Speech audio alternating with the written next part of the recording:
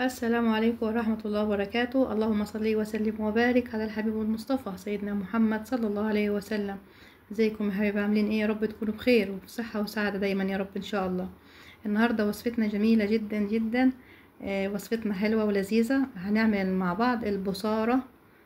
اللي ما يعرفش البصارة، هي بتتعمل من الفول المدشوش. ايوه، من الفول المدشوش اللي بيتعمل منه الطعمية وبيتعمل منه الفول المدمس. معانا نص كيلو بصارة. تمام. بننضفهم كويس، بننجيهم يعني. نص كيلو. تمام. عايزين تكتروا عن كده براحتكم، حسب يعني حسب عدد افراد الاسره. عايزين تقللوا عن كده ممكن تستخدم ربع كيلو. يعني انتي الكميه دي براحتك انتي، يعني حسب العدد اللي عندكم. بصوا، يعني نجيناهم كويس تنجية حلوة خالص طبعا. وبعد كده تاني خطوة بنروح نغسلهم غسلة حلوة. لازم من الخطوة دي، خطوة الغسيل، لازم ان احنا نغسل الفول المدشوش غسلة حلوة. تمام. مش تحطه كده من الكيس على طول على الحلة، لا، لازم نديله الغسلة دي كده كويس. زي ما بنعمل مع العدس، نفس طريقة العدس برضو. بناخد العدس زي كده برضو بنغسله غسلة حلوة بعد ما ننجيه. وبعد كده بنحطه في الحلة على طول. يعني هي يعني اول خطوتين دول زي كأنك بتعمل العدس. بتغسل الفول كويس. بتغسل الفول، اسمه فول مدشوش على فكرة. يعني ما تروحي عند الراجل البياع، إن كان عطار او إن كان بجالة، اي حد بيبيع اي حد هتلاقي عنده الفول المدشوش ده. قولي له عايزة فول مدشوش، هتلاقي عنده ان شاء الله فول مدشوش. تمام. زي ما قلت لكم ان الفول ده ممكن تعملي منيه كذا حاجه. ممكن تعملي منيه طعميه، ممكن تعملي منيه طبعا لو عايزه تعملي منيه فول مدمس اللي هو من غير قشر. طبعا ممكن تعملي منيه فول مدمس من غير قشر. ليه استخدامات كتير. يعني النهارده طبعا احنا جايلكم بوصفه ايه؟ وصفه البصاره. من اجمل ما يعني طعم تلاقوه هي البصاره. طبعا يا جماعه اللي ما دقهاش يعني يجرب الوصفه بتاعتنا دي ان شاء الله بنفس الطريقه دي، تطلع معاكم طعمها جميل جدا. احنا معانا شويه ميه في الحله كده، وننزل بالبصارة بتاعتنا او الفول المدشوش يعني اللي غسلناه غسلة كويسة خالص وصفناه. بننزل في قلب الحلة بتاعت اللي فيها المية. تمام. ونقلب كويس كده. طبعا المية بتكون يعني بنراعي ان المية تكون يعني مناسبة، عشان خاطر الفول ده بيحتاج مية كويس كتير يعني. غير العدس مش بيحتاج مية. لا، الفول المدشوش بتبقى الحباية بتاعته كده يعني ناشفة شوية، فبتحتاج مية اكتر. طبعا مسافة ما هو بيطيب على النار او بيستوي يعني الفول، انا بكون بحضر بقى التجلية بتاعته. التجلية بتاعته عبارة عن شوية توم مفرومين حلوين كده، مفرومين فرمة ناعمة، توم مفروم. وبحط عليه شوية كزبرة ناشفة، معلقتين كده كزبرة ناشفة، وشوية سمن. ودي التجلية بتاعتنا اللي هنتجلي بيها للبصارة. بس كده يبقى توم مفروم، معلقتين كزبرة ناشفة، وعليهم معلقة سمن بس. وبنركنهم على جنب لغايه ما يجي يستوي الفول بتاعنا. خلاص احنا كده بنبص عليه بنشوف، لقينا لسه فيه شويه ميه، بس احنا هنوطي عليه طبعا. كده هو يعتبر خلاص يعني داخل في السوا كده الحلو يعني. بس هو طبعا لازم في المرحله دي بقى لازم نوطي النار، عشان لو سيبنا النار عاليه كده هيشيط مني من تحت. فما ينفعش طبعا نسيب النار عاليه، لازم نوطي عليه كده. خلاص المره دي خلاص كده انا بختبره كده، لقيته ان هو خلاص كده شرب الميه بتاعته، والحبايه بتاعته كده خلاص كده طابت واتهرت مني كده. يعني ان عايزاها ان احط فيها كده يعني اقدر افرم فيها كويس وناعمها كويس. طبعا انا استخدمت مضرب السلك. عايزه تحطيها عايزه تحطي الخليط في الخلاط حطي، عايزه تحطيه تعمليه بالهاند بلندر انت براحتك. انا بالمضرب السلك ونزلت زي كده فرمتهم فرمه حلوه كده، نعمتهم تنعيمه حلوه. وبخليهم برضو على النار عشان خاطر يعني برضو يعني لو فيهم اي نسبة سوائل بتروح مني بس، وانا موطي عليهم النار كده. خلاص انا هرستهم يعني التنعيمة اللي انا عايزاها كده. التنعيمة انا عايزاها كده. تمام. بنزل بالخطوة اللي بعد كده ما احطش مية لسه، لا، احط الخطوة اللي بعد كده اكون محضرة معلقتين ملوخية خضراء. معلش اسفة، ملوخية ناشفة. نكونوا محضرين معلقتين ملوخية ناشفة. هي الملوخية الخضراء بس بنشفها. تمام. بس بناخد من الملوخية الناشفة معلقتين ونروح نحطهم على البصارة بتاعتنا بعد ما احنا هرسناها كويس خالص.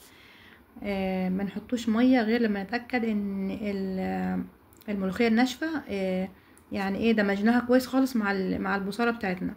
وبنقلب كويس خالص لغاية ما ندمج الاتنين مع بعض. اهو كده انا عايزة اللون ده حلو قوي. ما تخلوش يغمق عن كده، ما تحطوش يعني اكتر من معلقتين بس ملوخية ناشفة. تمام. كده خلاص هنزل بالميه بتاعتي.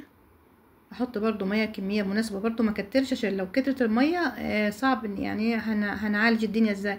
دايما لما بنيجي اي مكونات فيها ميه بحط الميه كده على كد يعني خفيف خفيف كده لغايه ما اتاكد عايزه تاني واحط، مش عايزه خلاص يبقى تمام.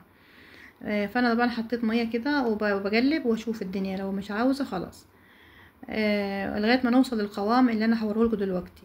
بصوا انا عايزاكم توصلوا للقوام اللي هناخدوه دلوقتي. طبعا نفضل نقلب كويس خالص كده. عايزه القوام تخين شويه عن اللي هوريهولك ماشي، يعني لو القوام ده يعني هو ده كده مية مية ممتاز كده. انا عايزه القوام ده كده في البصاره.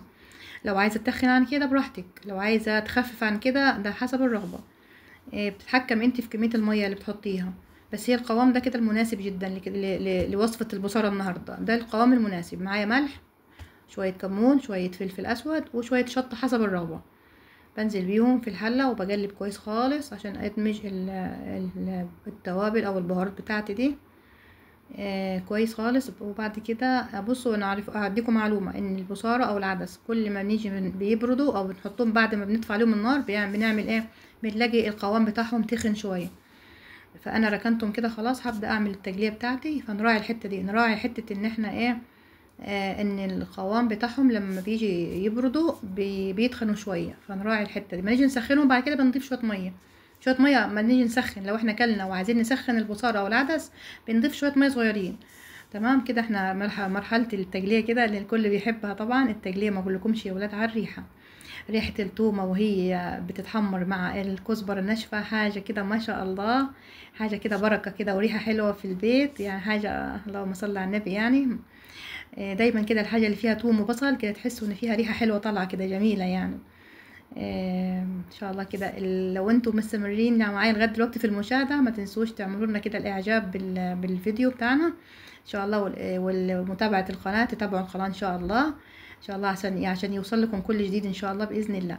كده خلاص انا عايزه اللون ده، انا عايزه اللون ده من التومه بتاعتي او التجليه بتاعتي. انزل بيهم على طول كده على الحله بتاعتي. يا سلام على الشكل كده والريحه وهي طالعه، الريحه ما بقولكمش. وطعم الوصفه بتاعتنا النهارده، جربوا وصفه البصاره بالطريقه بتاعتي دي. على فكره دي طريقه جدتي، يعني جدتي ومامتي يعني طريقه من الاجداد يعني. بص هتلاقوا الطريقه الاصليه دي، الطريقه الاصليه بتاعت البصاره تعملوها وانتم مطمنين هتاخدوا احلى طعم بصاره. يعني بصراحه طعمها جميل، انا عن نفسي بحبها. اليوم بيبقى فيه بصاره ببقى فرحانه يعني بصراحة طعمها جميل جدا. كده بقلب كويس خالص بعد ما تجلينا التجلية بتاعتنا والتومة الحلوة دي بالكزبرة الناشفة. تمام. بعد كده هغرف مرحلة الغرف. بعد كده خلاص البصارة بتاعتنا خلصت كده، سهلة وما فيهاش اي تعجيلات ولا حاجة. هيبقى يطلع معاكي احلى طبق بصارة ممكن تعمليه وتدوقيه. بصراحة جربوا الطريقة بجد، مش هتندم.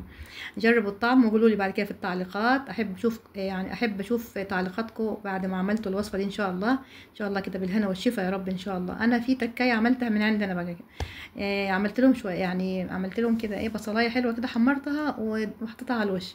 بصراحة طبعا طعم البصل المحمر سواء عدس او بصارة بصراحة يعني حاجة ما اقولكمش على الاضافة يعني دي بيبقى طعم في حتة تاني، طعم جميل جدا. البصل المحمر ده على الوش كده وانت بتاكلي الطبق وحتة العيش كده، الله بالهنا والشفا يا رب. وده كان طبقنا النهاردة، ان شاء الله تعملوه كده ان شاء الله كده ويطلع كويس معاك ويطلع حلو ان شاء الله. ودعوة حلوة من القلب ان شاء الله كده. وانا هدعي لكم ان شاء الله وانتوا ادعوا لنا ان شاء الله كده ان شاء الله. يعني يا رب كده اشوفكم دايما كده بصحة وسعادة ان شاء الله. وشكرا لحسن المتابعة، وشكرا لحسن المشاهدة. اتمنى لكم يا رب ان شاء الله كده كل السعادة. والسلام عليكم ورحمة الله وبركاته.